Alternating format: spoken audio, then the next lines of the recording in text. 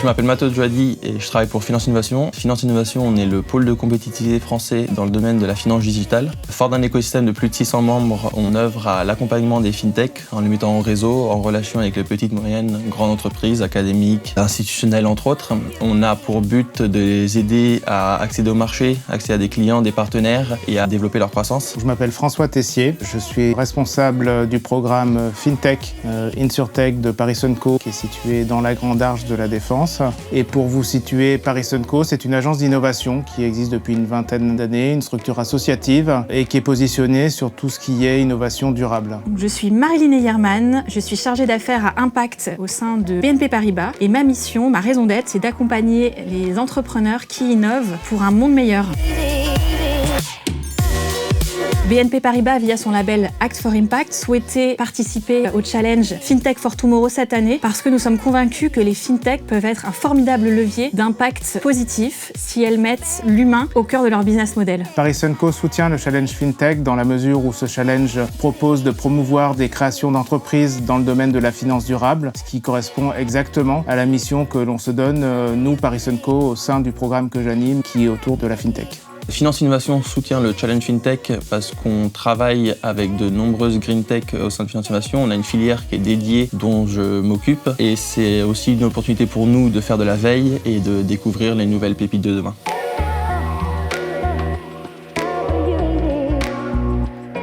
Les fintech durables, elles sont clés aujourd'hui dans les dispositifs bancaires parce qu'elles permettent l'innovation et elles permettent d'adresser aujourd'hui des solutions à des publics qui sont parfois éloignés de la finance en général et elles traitent particulièrement bien des sujets d'inclusion bancaire. Les fintech de la finance durable aujourd'hui ne sont pas majoritaires dans le secteur de la fintech. Ceci dit, ce type de sujet, c'est un sujet qui est de plus en plus traité par ces entreprises, de plus en plus prégnant dans la société. Les fintech peuvent apporter de nombreuses solutions au domaine de la finance durable. Elles peuvent aider à décarboner l'économie, à réduire les coûts de la transition, aider à faire en sorte que les grands groupes fassent leur transition de façon plus efficace et plus rapide. Elles peuvent aider à faire face aux évolutions réglementaires, à faire son reporting, développer de nouvelles technologies qui vont faciliter la vie des entreprises pour effectuer une transition efficace et rapide.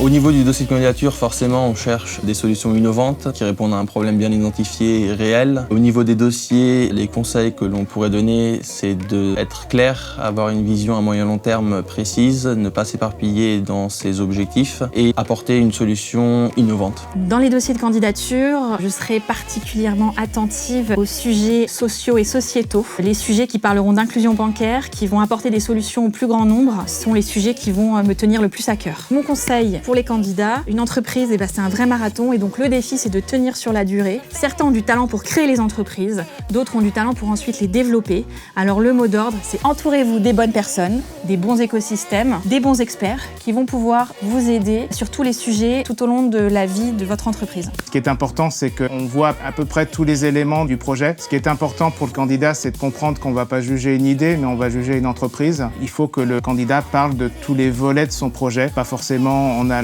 très en profondeur, mais en tout cas que tous les sujets soient abordés. Pour des projets qui sont très jeunes, bien comprendre le contexte de la création de l'entreprise. Ce qu'il faut bien avoir conscience, c'est que sur une présentation de ce type, la forme est aussi importante que le fond. Donc la forme, ça veut dire un PowerPoint qui est clair, où le jury va pas se noyer dans des pages, dans des textes. Il faut que les messages et les idées soient simples. Et puis aussi une importance sur la posture du candidat qui doit être ni trop haute. Une posture trop haute peut donner une impression d'arrogance et ça ne passe jamais sur un jury. Ni trop basse, où là on peut avoir une sensation de manque de confiance et donc aussi qui peut être pénalisante pour le candidat.